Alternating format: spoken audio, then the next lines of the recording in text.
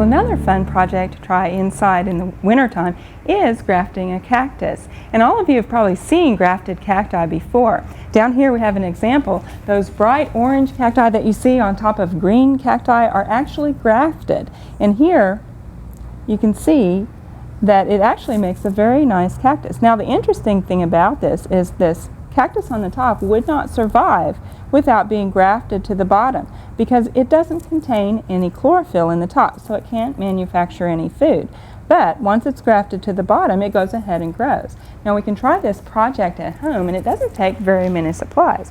The first thing that you need, of course, are the cacti. You also need a sharp knife. A piece of cardboard and some duct tape work very well for handling the cactus, and you need some rubbing alcohol and a couple of rubber bands. Now the duct tape works pretty well to protect your fingers from the thorns, and this is a tip I got from Tim at the greenhouse. And if you can just wrap your fingers with the duct tape, that can help protect them. And we're also going to use our piece of cardboard to handle the cactus too, because I'm going to have to grab them pretty hard in order to cut the top off. So we're basically taped up and ready to go.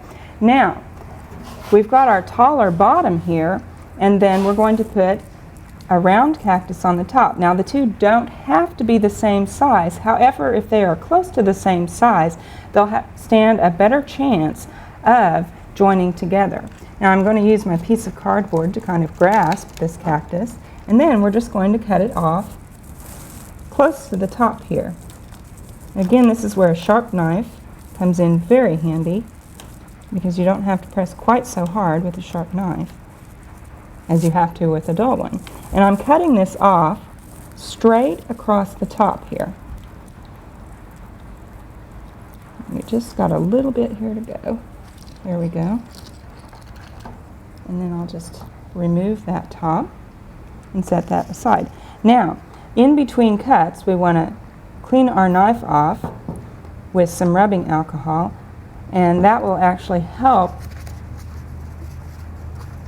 keep us from spreading any diseases. Now we've got our top, and we just need to cut the bottom now.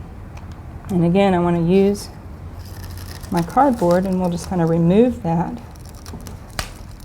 from the pot so we can get to that easier. And we want to cut straight across the bottom. And you'll want to cut at a narrower spot so that you can match it. Now, as you can see, we don't quite have a perfect fit, but we're not too far off.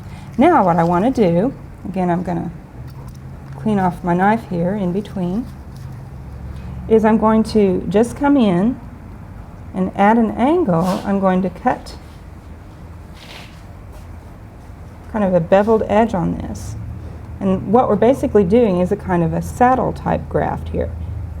And I'm going to cut at an angle going the other direction.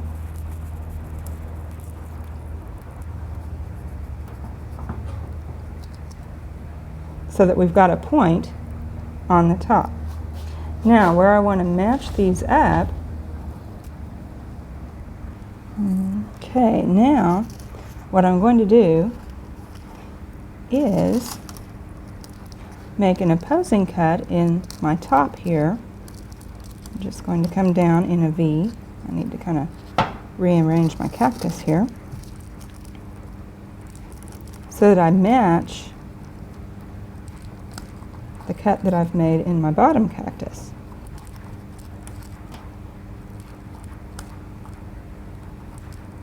Okay, there we go. Now what I want to match up on these two are the cambium. And you can see right here this little faint ring that we see in the inside of the cactus. And then we also see that faint ring on our bottom cactus here. We want to match those up when we place them on top. So I'm just going to kind of seat that on there, and you'll want to check and make sure that your cuts match up good. If they don't, you can recut that top. And we also want the cambiums to match. And then how we're going to keep this on here is to take two rubber bands. One we're going to place around this way, and this can be a little bit of a tricky part. And I'll just place that around the bottom of the pot. And then we actually take our other rubber band, going the opposite direction. And that will hold our cactus firmly on there. Now, it'll take about 2 weeks for those to start to knit together. And after they do that, then you can actually remove the rubber bands. And you won't really want to water these until they start to grow. And once they start to grow, you can see some new growth on them, then you can water them. And you place them in an area with some bright filtered light. And again, don't water them until you see that new growth happening. But this can be a fun project to try during the winter.